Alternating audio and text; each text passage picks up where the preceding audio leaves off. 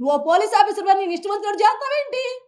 ఒక్కగానో ఒక్క కొడుకు 23 ఏళ్ల కుర్రాడిని నువ్వు అతి దారుణంగా కొట్టి మూట కట్టి పక్కన మారేసి తెల్లారి తీసుకెళ్ళి నువ్వు దానం చేయటం నువ్వెవడవే? నీకేడు సంబంధం? నా పిల్లోళ్ళు అంత దారుణం చేస్తావా?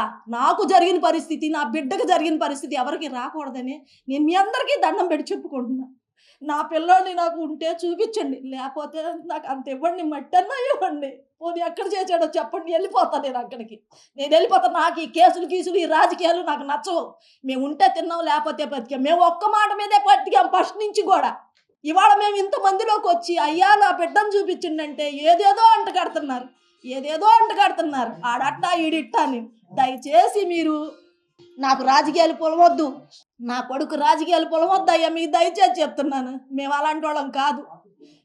మేము అందులో బతికితే ఎట్టేందుకు అయ్యా? తింటానికి తిండి లేకుండా, కట్టుకుంటానికి గుడ్డలు లేకుండా ఆ బిడ్డ మార్కాపురంలో బతకాల్సిన అవసరం ఏంటి?